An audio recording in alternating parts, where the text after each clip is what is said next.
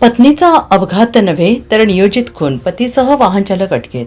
बुलढाणा जिल्ह्यात पत्नीचा अपघात झाल्याचा बनाव करून तिचा नियोजित खून केल्याचा धक्कादायक प्रकार तपासात उघड झालेला आहे. या प्रकरणी पोलीस आणि पतीसह कार चालकाला अटक केली असून एक आरोपी अद्याप फरार आहे. जळगाव जामोद तालुक्यातील कवठळ गावाजवळ 2 मार्च रोजी सकाळच्या सुमारास ही घटना घडली होती.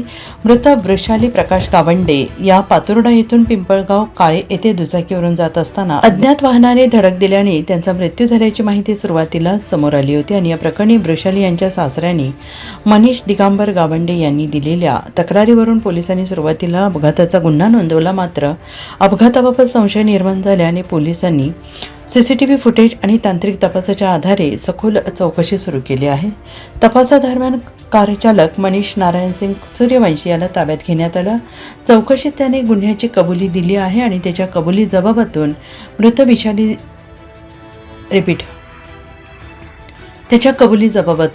मृत वृषालीचा पती प्रकाश अनंत गावंडे, त्याचा साथीदार मंगेश चुलकार यांनी मिळून हा खुनाचा कट रचल्याचं समोर आलंय.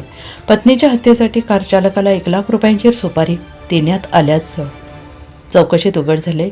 या प्रकरणी पोलिसांनी पती प्रकाश गावंडे, कार चालक मनीष सूर्यवंशी यांना अटक केली असून न्यायालयाने त्यांना 3 दिवसांची पोलीस कोठडी सुनावली आहे. दरम्यान तपासात आणखीन एक धक्कादायक बाब समोर आलेली आहे. पत्नी वृषाली गावंडे यांना मारण्यासाठी पती प्रकाश गावंडे यांनी यापूर्वी 3 वेळा विष देण्याचा प्रयत्न केल्याचं उघड झालंय. मात्र तो प्रयत्न अपयशी ठरल्यानंतर अपघाताचा बनाव रचून खून करण्यात आल्याचं पोलीस तपासात स्पष्ट झालं आहे. आपल्या पोलीस स्टेशन जळगावमध्ये 2 मार्च 2026 रोजी फिर्यादी मनीष दिगंबर गावंडे यांनी आपल्याकडे तक्रार दिली. त्यांची जी सून होती वृषाली प्रकाश गावंडे तिचा कुणीतरी अज्ञात वाहनाने धडक देऊन अपघात केलेला आहे. त्या फिर्यादीवरून आम्ही एक गुन्हा दाखल केला. त्या गुन्ह्या संदर्भात आम्ही तपास केला. त्या तपासामध्ये आम्ही काही साक्षीदार बोलू, संशय उपस्थित केला. मग पोलीस स्टेशनचे इन्चार्ज नितीन पाटील साहेब तसेच दिग्विजय साहेब यांनी त्याचा सखोल चौकशी केली. जी यंत्रणा आहे ती हलवली आणि त्याच्यामध्ये आम्हाला काही संशयास्पद सापडले. त्याच्यानंतर आम्ही त्याचा तांत्रिक तपास केला. सीसीटीव्ही असतील, सगळे बॉलिकॉर्ड्स असतील त्याची तपासणी केली आणि काही संशयित आम्ही वाहनं त्याच्यातनं आम्ही निष्पन्न केली. आणि त्यामार्फत त्यांची चौकशी केल्यानंतर असं कळालं की यांचे जे मृतक होती वृषाली प्रकाश गावंडे, यांचे पती प्रकाश गावंडे तसेच मंगेश सावळकर आणि गाडी चालक मंगेश सूर्यवंशी असे 3 लोक याच्यामध्ये निष्पन्न झाले.